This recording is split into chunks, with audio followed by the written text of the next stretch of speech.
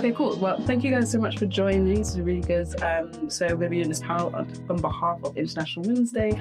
Pick up the mic, and we're going to be doing some fun introductions. So you guys' task was to introduce yourselves in a tweet of 280 characters or less. Let's start. Repeat my name as well. Wait, I didn't know my name. Your name's not included in it. It's okay, it's absolutely fine. Okay, so I am Dr. Abigail Otchere, and I wear many hats. In my day job, I educate doctors on new drug treatments. Meanwhile, along with my sister, we show girls that there is a space for them at the STEM table, and we connect women together in a field where they thought they were the only one. Hey everyone, I'm Donna. By day, I am a PhD student looking into gender equity in STEM, specifically the impact of role models on girls. By night, I run an organization that supports women in STEM. I'm constantly a soft life babe who loves food, learning new things, and meeting people. She's a multifaceted queen. No, I'm Amanda Boachie. I'm the founder of 44 Words, which is an experimental publisher. So I handmake books and play with the reading experience to reimagine what reading is and what it entails. And I do this all with the desire to share the beauty of words and creative thinking with curious minds. Oh, it's beautiful. I'm Elise. So I run a community called Quarter Life Hub, which is dedicated to helping young adults navigate adulthood because adulting does not come with instructions. All right, cool. Should we get into it then? So I guess the first question is to Amanda. As the founder of 44 Words, your work delves into memory and the human condition. So how do your creations inspire action or reflection in your audience? Yeah, so I launched 44 Words in March, and it's a publisher. And so when I speak about my interest in the human condition, it's because the first title by Words is a short writings by different writers. And I set them all a challenge to basically write it with writings about some element of their human experience. It's interesting to see how your creations inspire reflection in your audience. How does it help them approach their life differently? So I guess just kind of reflect on their life, their experience, and then put that into some form of words. I very much am into experimentation. So I believe that we should play with form and we should play with language and convention when it comes to writing. And I guess this inspired my audience because they see themselves in the book, in the writing. Also, I think it shows people that you can just a lot of my business is very much grounded in I can do what I want and I follow our intuitive nudges. So in making the book that I have, I think I have people to think, okay, cool, I can just have an idea and realise it. And the book is also was recently acquired by the National Art Library at the V&A of Kensington. So it's available to read there as well, which also I think speaks to inspiration in the sense that it's very cool to for the public to request and read. It's part of a public collection, which is great as well. There's an element of freedom that you're kind of inspiring your people. Giving a lot of that is also breaking down constructs that people have in their head about creativity or how to approach it. Because I think school might affect people in that way. I'm not sure. No, it's interesting to know. That sounds amazing, and congratulations on the idea that it's available to the public. Abigail and Donna. So through System, your aim is to connect and support women in STEM. Okay. So what personal experiences led you to establish this initiative, and then how do you envision it accelerating action for women in these fields?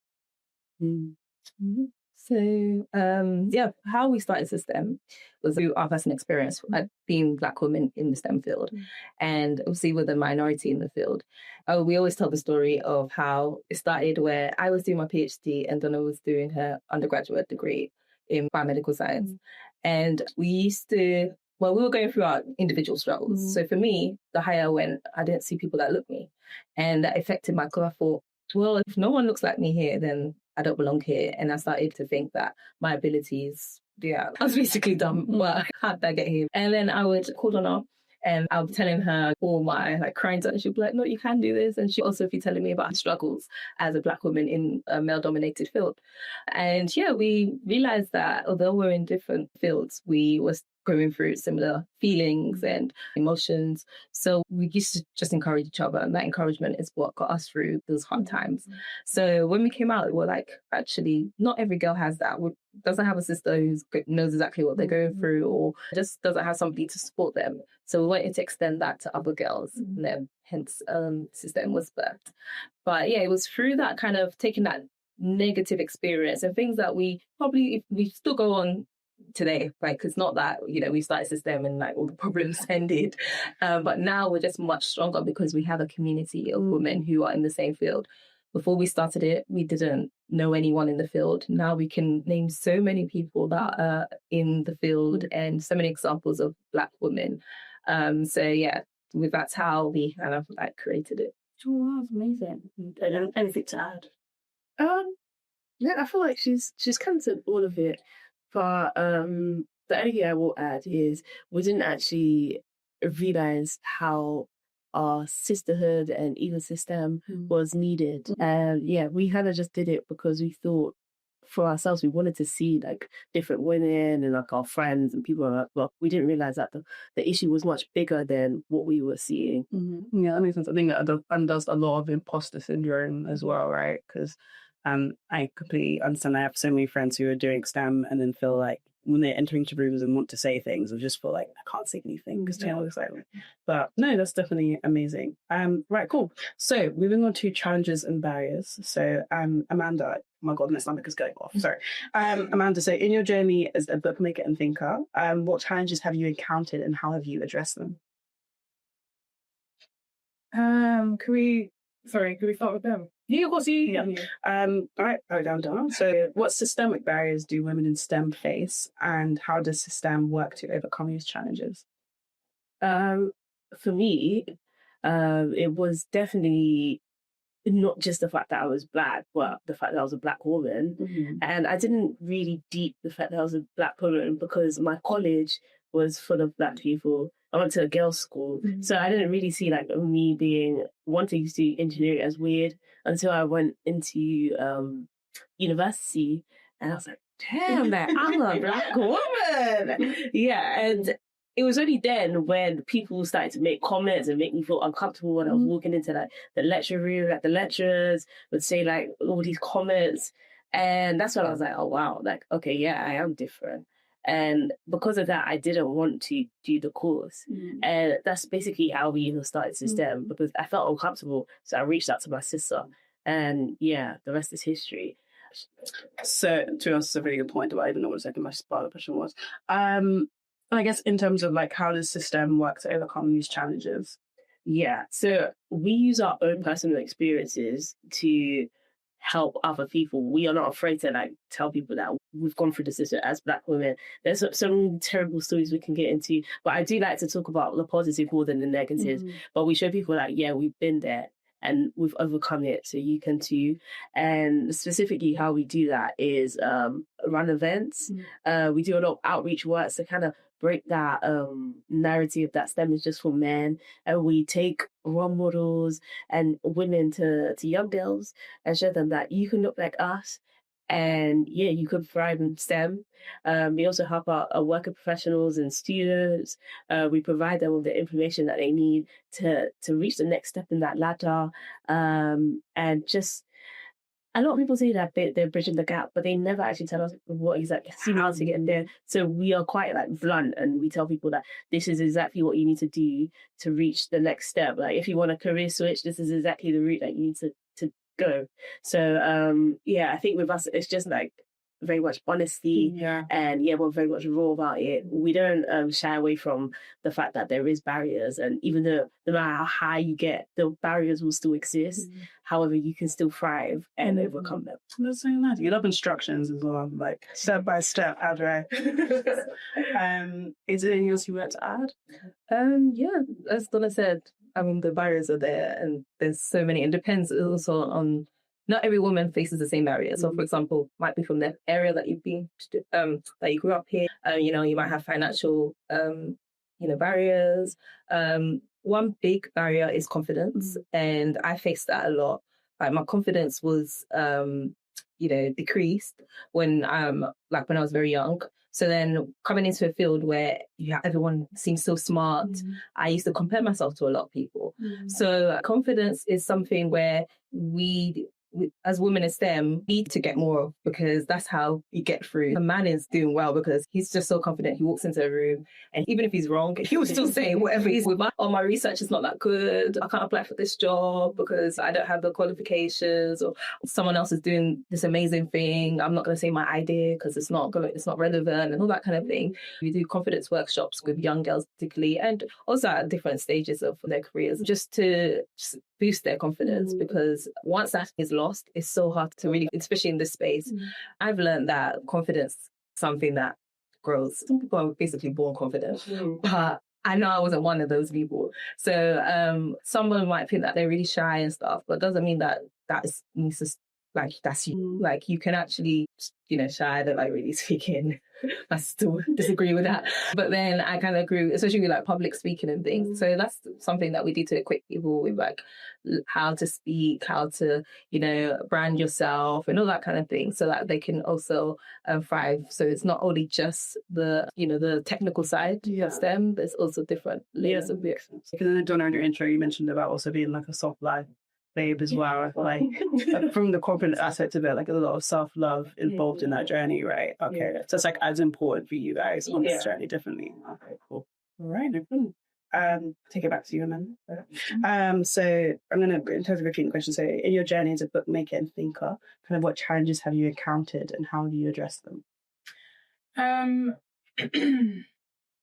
So I think there aren't a lot of obviously Black bookmakers. There are a lot of women bookmakers, but there aren't a lot of Black bookmakers. I wouldn't say being underrepresented in that way has posed any kind of challenge or barrier.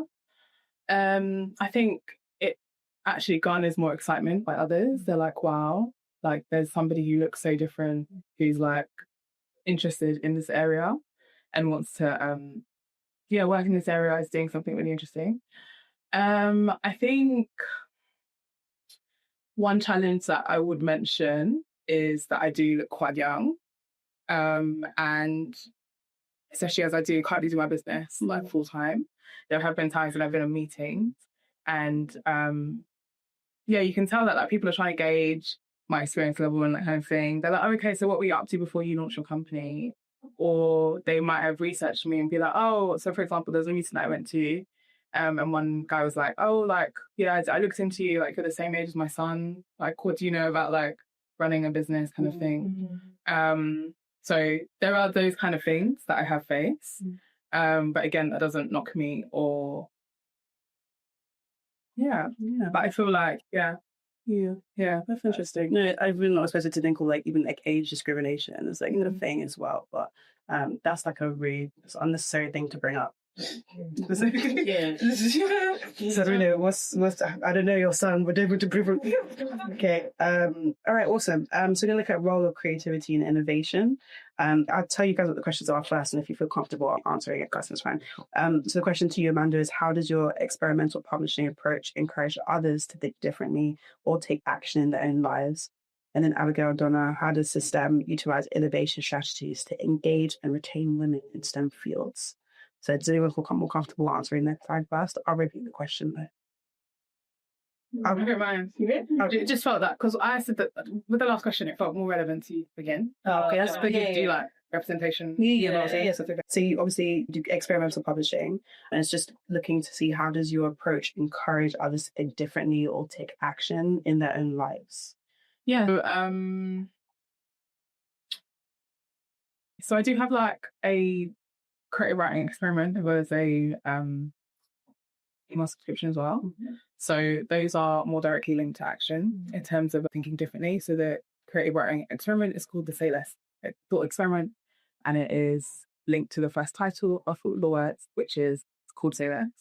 And it kind of mimics the exercises that the writers did to produce their work, but also the kind of thinking that went into producing that kind of work. And then similarly with the email subscription as well, think differently and approach their lives or take action in their own lives. So yeah, I think with the experiment and the email subscription, that encourages thinking differently and taking action. I've also done stuff like events and trails. For example, I did an exhibition trail at the Courtauld Gallery, which is basically like Somerset House. It's like in the courtyard near the barn entrance. And it was about making art more about you, the art, or the artists themselves, who, particularly at the Courtauld, it's like they're all dead. It's a Van Gogh, like it's Van Gogh rather, or like Monet, really old painters from like the 16th century, who might not be so relevant to people.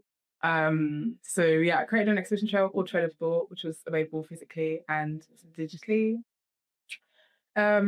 And this is not a book, but it's more about the kind of thinking that I hope to inspire and encourage through the work that I do, but also related to the fact that I'm interested in the reading experience. So it's not only about books, it's about things that words come in, which is what I see a book as, but not only words, but kind of messages and just science and all that kind of stuff.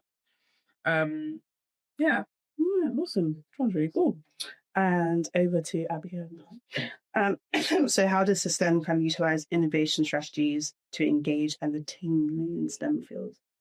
Yeah, I think for us, our events is a big one. So when we started to do events, we realised that a lot of people, they don't really like networking events because it's very corporate, very boring. You don't really see anyone that looks like you.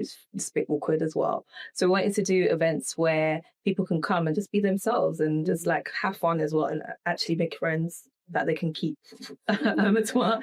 So we started to do like one of our, I guess, like flagship events is our brunch. So we did a brunch, brought women in STEM together in a nice restaurant, nice food, a DJ, all that kind of thing. That you would never think that these women in the room are all like in the STEM field. You probably think, I don't know, they're just not. But we had so many, and then we had like a panel and things like that. So we were doing like the thing that is already there. So events, networking, it's already like, it's not something we created, but we just did it and like merged the stuff that we enjoy to do and put it together.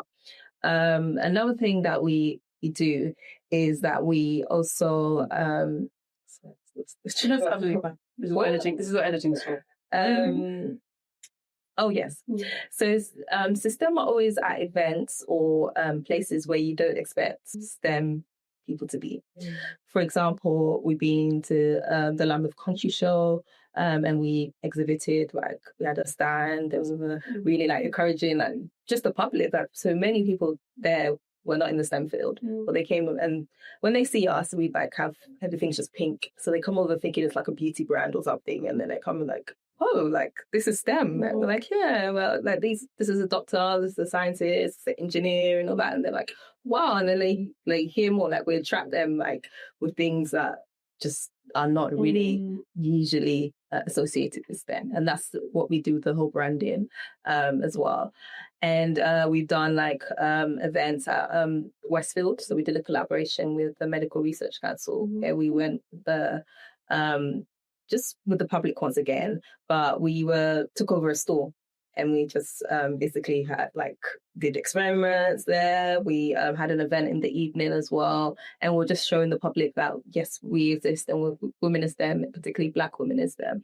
So we're just basically at places where you wouldn't expect us to be, and I think that's the magic. Like that's how, because we can be like, we go to hospitals, like we have a stand in a hospital, we can go to universities and things, but you do expect us to be there. But if we go to a place, like I said, like a festival, people wouldn't expect that. And that's how we're going to reach people who probably never thought that they could do STEM, or people who are thinking about it, but they're not really sure. They don't know anyone in the field. So just to reach, I guess, the unreachable.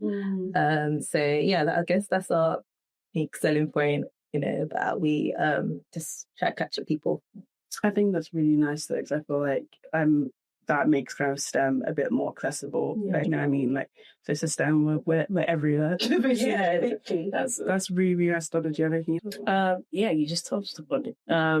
Yeah, we just wanted to make it accessible to all.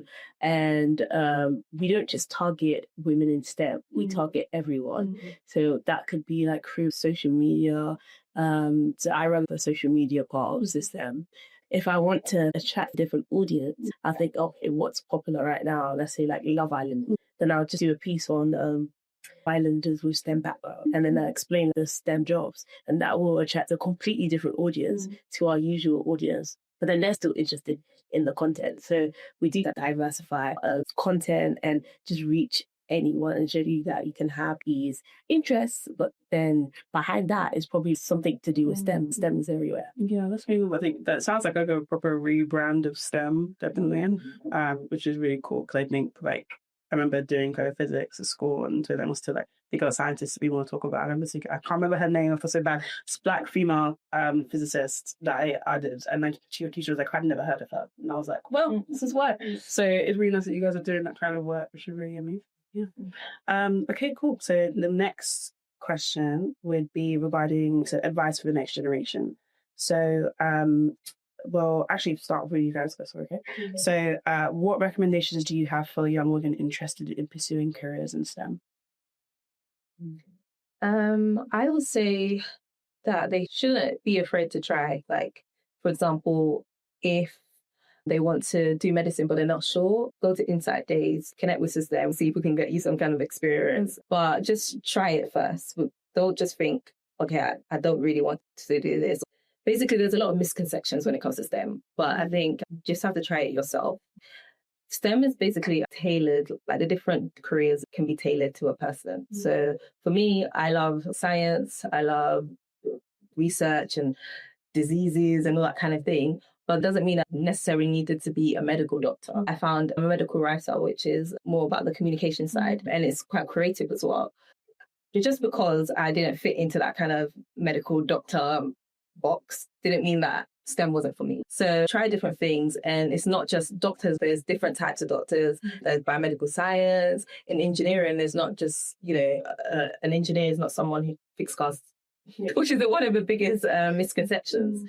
There's so many different jobs and ways also to get into the field. So I would say, it is exciting. You might not like one side of it. I don't like everything in biomedical science, but I found what I liked and kind of stuck to that. So that's probably a big advice I could give.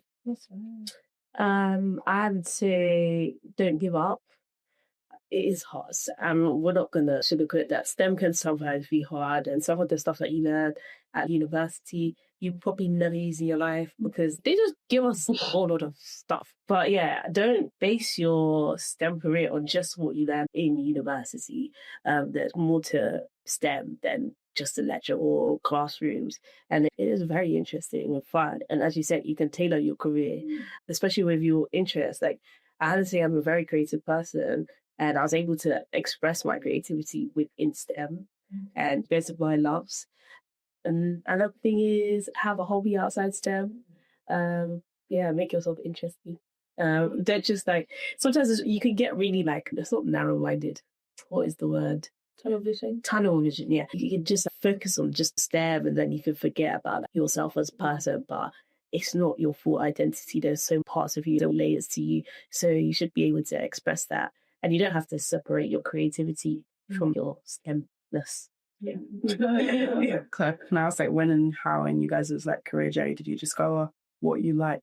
So something like medical writing, how did you know that's kind of what you were getting into? Oh, I only knew about that 3 years ago. So when I finished my PhD, I didn't want to work in a lab anymore, but I really want to be in science. So I just Googled that, and that's how I found out about medical writing. But then in terms of just medicine or science in general or healthcare, that was very early on. That was from when I was in school. It was actually my science teacher.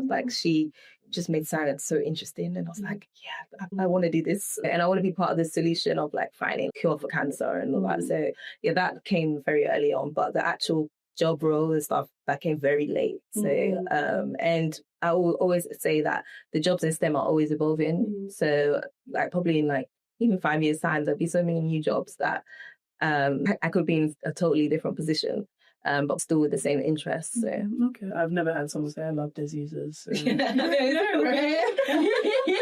Solutions. What were you doing? For me, I don't think I knew much about it, even if I'm being 100% honest. I was to say, if you ask me to define what engineer is, I will not be able to tell you. And I don't think any engineer will be able to tell you. Because even though it's problem solving, there's new problems every day. So I found out about engineering when I was quite young, but I didn't actually find out about like mixing my interest and engineering together until maybe like when we started system. I still thought I would end up in a factory. I didn't, I hated it. But now I don't work in a factory and I can have one else. So I'm a very happy girl. And that's another thing to point out. We're still learning new things every day. But that's why it's good to have a community and just people who have come before you. Yeah. So I think because Abigail had gone through a lot of like same stuff that I would go through, it was a lot easier for me to just navigate that career ladder. Yeah, I think it's really nice that you guys kind of follow your gut in terms of what you do and don't like, which is nice. Because from my perspective, obviously, assume that with STEM, it sounds like rigid, but it's not. Like, there's a lot of different things you can do, which is amazing. Awesome. Amanda, so in terms of your question, what advice do you have for individuals looking to explore unconventional career paths or artistic endeavours? So, I would say definitely follow your gut and follow what feels right. Create from a place of like desires to add something to the world that you want to see, as opposed to like looking at the numbers or the revenue, that kind of stuff. I think, especially if you want to make more artwork or like you want to put out art, whatever that might be, whether that's writing, it could be visual, it could be like, I don't know, plays, it could be performance, whatever it might be. Definitely put out the work you want to see. I think that's the main thing. And be strong, because a lot of people have opinions. Everyone has something to say. Just block out the noise. Or rather check in with like your body on who to listen to if you are going to listen to someone aside from yourself. Don't plan too much, because you should be taking action. All right, cool. So the last section actually is in terms of vision for the future. So it's a question to all three of you. So what actions do you believe are essential to kind of accelerating progress towards gender equality, and then in your respective fields over the next decade? So like in the next 10 years, how do you see us accelerating gender equality in your fields? Okay. Well, I think the first thing is men should definitely be part of the conversation. So it shouldn't just be a woman's problem. It should definitely be men and women coming together and actually speaking of how we can move forward. Because we won't just move forward if we just isolate it to women, because we didn't create the problem. So we definitely need men to get on board as well. And that will help the acceleration.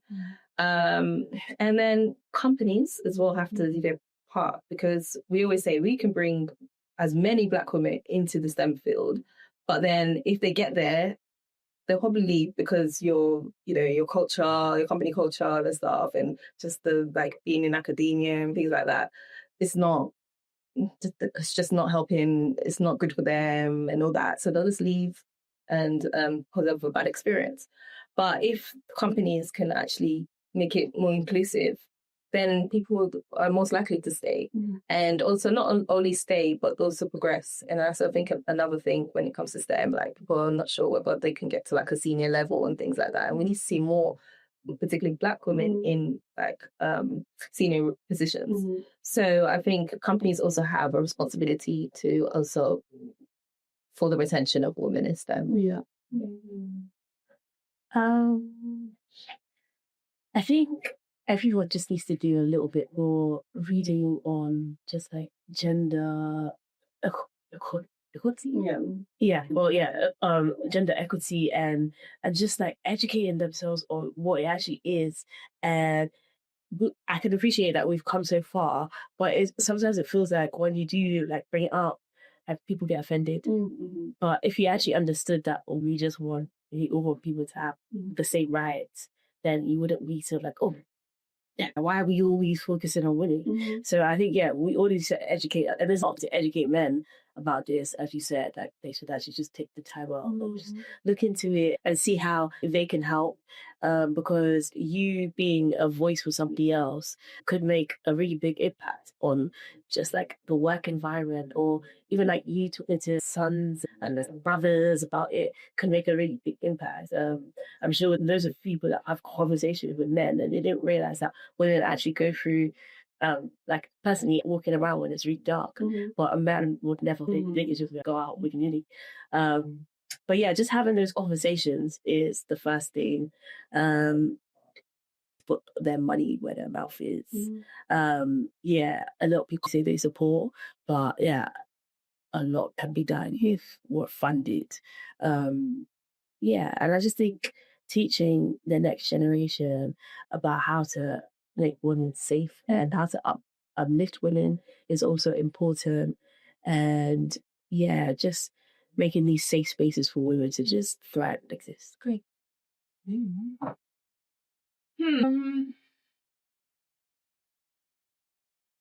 you repeat the question, please? Of course.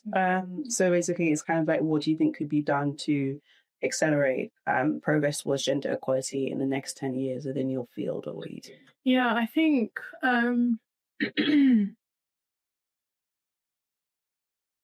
difficult, isn't it? I feel like I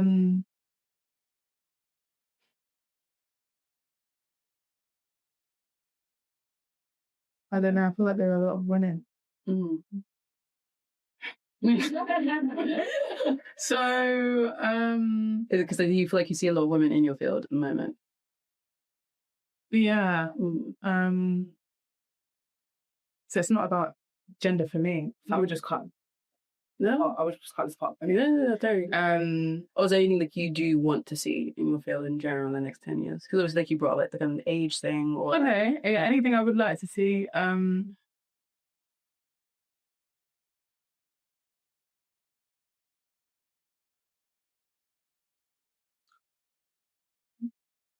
Okay, so in terms of what I would like to see, in terms of like bookmaking, there are more Black people, younger people. Typically, like when the boomers die, there'll be like traditional craft that will also die out. So definitely more young people to put this interesting spin on like craft. I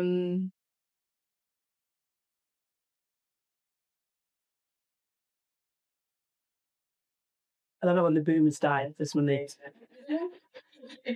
go. Yeah. So I think an additional thing I think would be nice, because I think like from what I do community wise, I get a lot of the stuff I do is help people kind of like navigate difficulties about all of it, in terms of like it's a lot to manage, it's a lot of kind of inner child healing. So I'd be curious to see like what was something that you guys would tell your young yourselves to help them on the journey, but where they go like to be where you are now, like make it easier. It's like reflection. Yeah, a little therapy session. For me, it would be like chill out. But my younger self was so anxious about like, I was gonna be older, what I'm gonna do, am I gonna make money, am I gonna be popular? But none of that matters. I wish I spent more time like understanding myself, what I like, just loving myself at that time, rather than aspiring to be, I don't know, what influencer did I watch? Brit for Princess. I was obsessed with that at the time. Yeah. So yeah, take a break, go on holiday. I was big. Like I used to be serious. That's in my books. But yeah, I wish I had those years back, just so that I can enjoy and just like fully understand myself. That is never over, because there was times that I cried in my room like, oh, my life is over. Especially in my so I come from a Ghanaian household, and like when I didn't get into medicine, and I came home and told my mum that I didn't get into medicine, she was basically like, it's over. And I was like, what? So I used to just go and cry in my room, like, yeah, there's nothing else I can do, blah, blah, blah. Like I failed and everything. But failure is not the end. And I think if I learned that quickly, I would have got up quicker. And because in our household, there was no like space for failure. Basically, if you failed, you still have to get up and then go into the next thing. So I think I just would have told myself that, yeah, it's never the end. And maybe that failure was actually a pathway to something else. So if I didn't get my So like when I finished my master's, I was looking for a job and I was always getting rejections. If I didn't get those rejections, I don't think I would have found out about like a PhD and stuff like that. I would have gone a completely different way. So yeah, I would say like, yeah, even your rejections, they can be blessings in disguise as well. So yeah, just as Donna said, just chill out. Because there's always a way. It's okay, and you're gonna make it. Makes sense. Yeah, I tell myself those things as well. Like, stop listening to people. Yeah, that's a good one. Yeah, definitely. I did see something. Someone was like, if you knew that it would take 30 failures for you to get to where you want to be, you would fail faster. Yeah. And I was just like, that stuck with me. I was kind of like, do you mean you would not be scared of failure at all? And yeah, I think that's really nice. Is there anything that you guys want to say additional to like any women who are watching you now or have seen you in the space or anything else you want to say? Absolutely fine if not. Thoughts? It didn't take a day. I think people, because of social media, like you just look at people and you're like, oh yeah, I won't do that. But that person has probably felt like 1,000 times, as you just said. So get ready to fail, because it does happen. You're just totally fair. Yeah, and don't allow anyone to just like silence your voice. Like your voice is very important. So where you can speak out, and if you can't speak out, there's other people that can speak out for you as well. So seek out those people as well. But I think using your voice is really important, and don't be afraid to share your story. For the longest time, I was so afraid to like tell people that I failed, so afraid to tell people where I came from and all that, my background and stuff like that. But it's part of the story, and now we blare it out everywhere. Like you know that this is where we're from, this is what we do, blah blah blah. I feel you. Yeah, I think don't be afraid to share your story, because you don't know how your story is going to help someone. Yeah, I just echo what they said again, and